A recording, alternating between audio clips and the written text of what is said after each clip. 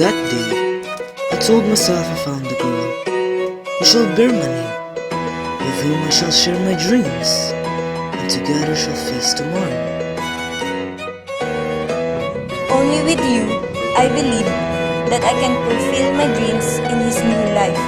I'll share with you whatever the future has for me.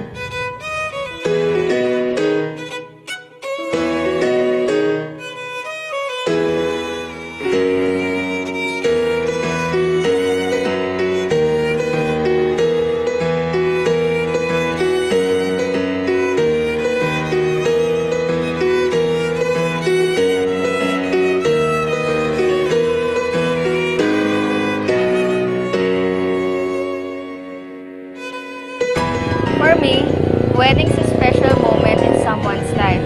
It is a life-changing event that will change you from that day onwards. It's like a new chapter from your ordinary life to your happily ever after. Marriage, an ultimate and intimate union of two individuals, the unison of the physical and earthly bodies with their eternal and heavenly souls. It is a natural phenomenon and a sacred union as it rooted in the divine plan of creation. Sa una, syempre mahirap, but it's part of our job as a planner. Kailangan marami kang ma-present na ideas na magugustuhan nila, which is financially stable din. Sinasabi din namin sa aming client na they need to be ready for the unexpected changes while organizing their plans. So, dun sa pagpaplano ng event, hindi naman siya isang tao lang yung panggagalingan. So, kami as a planners, nung magiging event, nag-set kami ng specific date, time, tas place kung saan kami magkikita para makapag-brainstorming. Siyempre, hindi lang naman kami as planners. Nakipag-coordinate din kami sa couple kung kailan sila pwede para makuha yung ideas nila. Tapos, siyempre, i-share naman din namin kung ano yung different na kunwari sa team, simulan natin sa team. Basta yung pagpaplano, hindi siya yung, nagsimula pala siya sa pinakasimpleng detalye, tapos hanggang sa pinakamalaki. Ayun, nun kami nag-start, hanggang napunta na sa pinakanangyari dun sa event, sa kasal.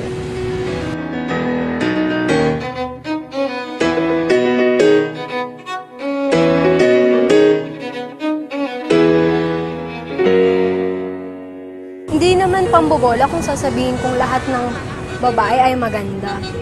Pero lahat naman ng babae, alam nating may tinatagong kagandahan, hindi lang sa physical, kundi sa emotional. Kailangan yung bride, mag-stand out yung beauty niya. Kailangan simula sa sapatos, gown, belo, bulaklak. Masabing siya yung pinakamaganda sa araw na yun. The bride, with her beauty, elegance, and gentle. No wonder that she could be the queen of the day, indeed, as she glamour her charm and beauty to spontaneous invasion of everyone's attention and be over the limelight of this memorable occasion.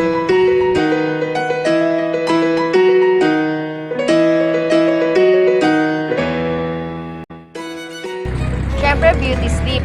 Para physically beautiful siya sa most important day of her life, di ba? Pero aside from that, we need to prepare her mentally, spiritually, and emotionally rin. Kasi, it's part of our job to know where they're comfortable. And it's part of our job to lessen their worries and anxieties, di ba?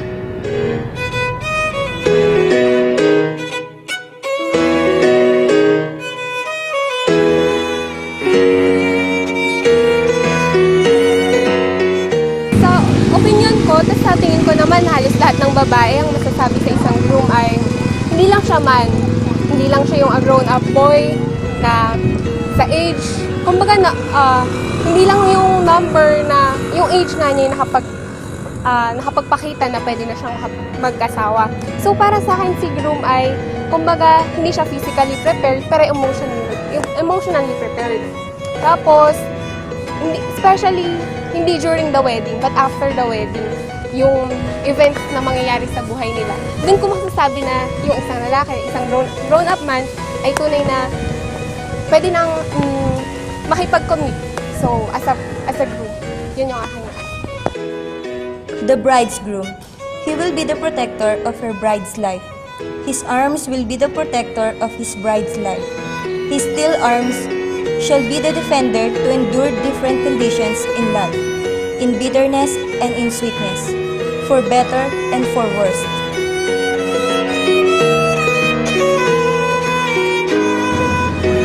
Sa groom kasi dapat hindi lang physical appearance yung mahalaga. Dapat open-minded din siya sa mangyayari dun sa wedding nila. At syempre, dapat isipin pa rin niya yung pinagplanuhan nila before the wedding. No, kasi minsan, once in a lifetime lang naman kasi mangyayari yun sa buhay.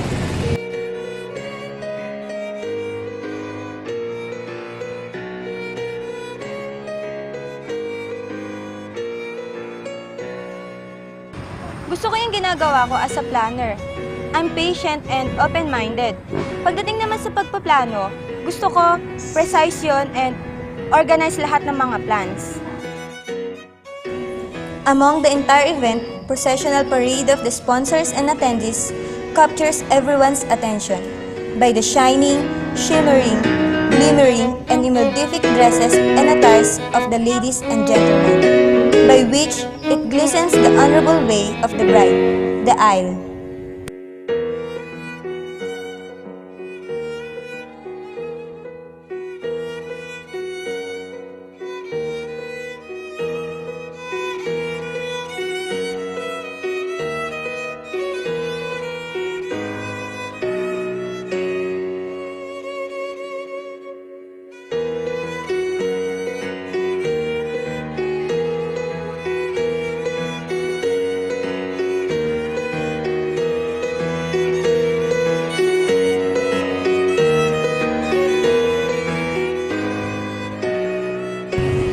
Noong una, okay na yung place kung saan kami mag-shoot.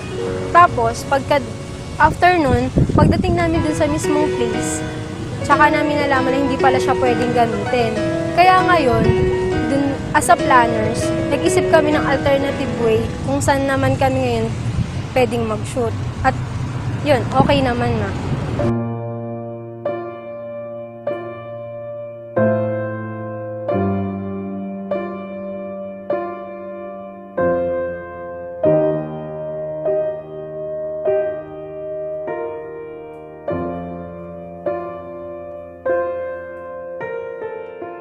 Do you, Daryl, take Lizette to be your lawfully wedded wife, promising to love, through joy, sickness, and health, for as long as you both shall live? I do. Do you, Lizette, take Daryl to be your partner in life, equal in love, a mirror for your true self, through good times and bad, until death do you part? I do. In the name of God, and now I pronounce you man and wife. You may kiss the bride.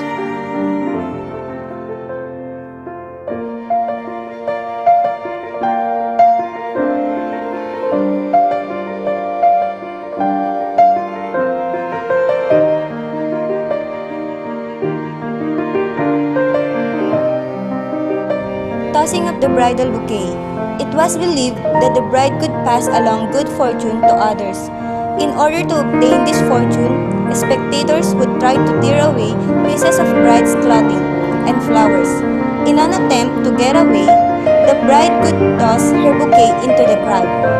Tradition says that the next single woman who catches the bouquet is the one who receives the bride's fortune and will marry next. Brides order flowers with this custom in mind, and the bridal bouquet retains its importance. Hardest time kasi yung pangangalap ng impormasyon about dun sa groom at bride. Kasi dapat mag-aakma yung mga kagustuhan nila at parang silang sasang-ayon. Kasi dapat hindi ma-delay yung mga plano na dapat magawa sa tamang oras.